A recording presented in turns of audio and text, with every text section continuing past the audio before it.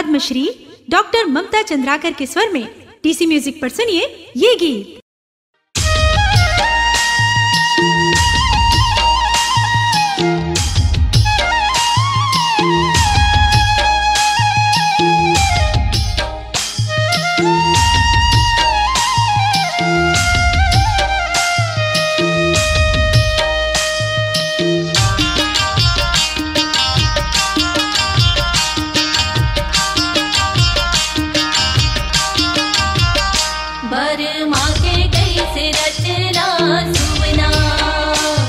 विधना के कैसे रचना सुवना, सुवना बरमा के कैसे रचना सुवना, विधना के कैसे रचना सुवना।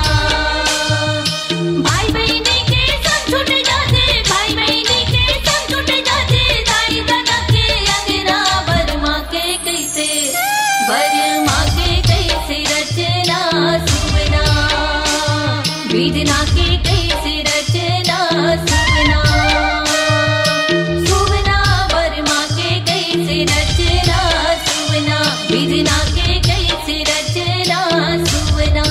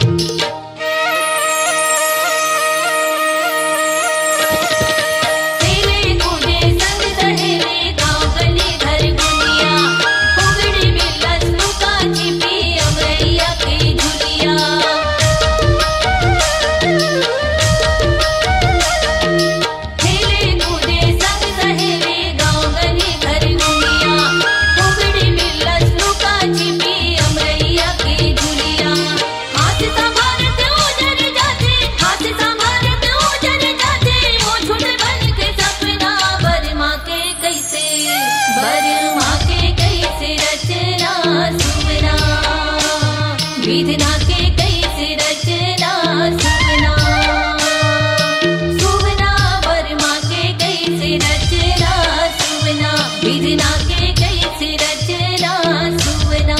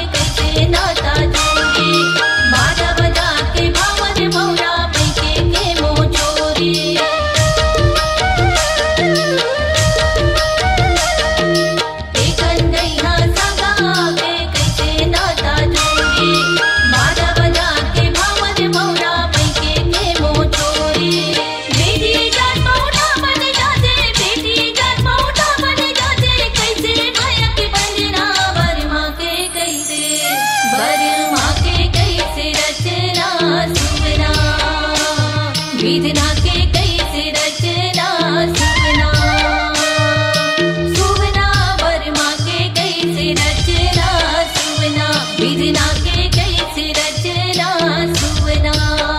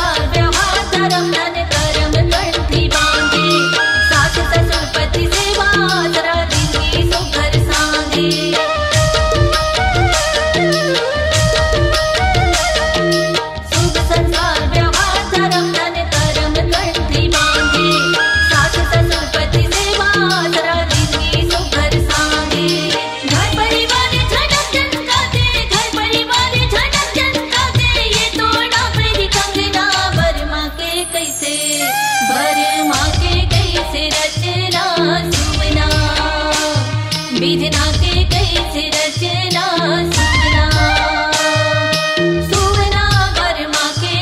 कैसे रचना सुवना, विधना के कैसे रचना सुवना।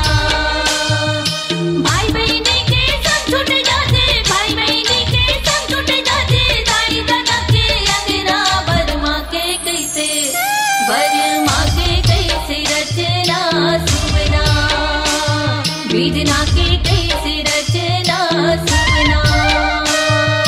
सुवना बरमा के कैसे रचना सुवना, विधना के कैसे रचना सुवना, बरमा के कैसे रचना सुवना, विधना के कैसे रचना सुवना। सुवना बरमा के कैसे रचना सुवना, विधना के कैसे रचना सुवना। अपनी आवाज को दीजिए एक नया मुकाम। डिजिटल रिकॉर्डिंग की दुनिया का जाना पहचाना नाम स्वरांजलि, जहां गूंजती हैं ध्वनियां अपनी माटी की सौंधी सुगंध के साथ। छत्तीसगढ़ी संगीत के विविध रंग जो पहुंचाते हैं पूरे प्रदेश में डिजिटल रिकॉर्डिंग के संग। स्वरांजलि स्टूडियो, नेमीचंद गली नंबर 2, गंजपारा, रायपुर।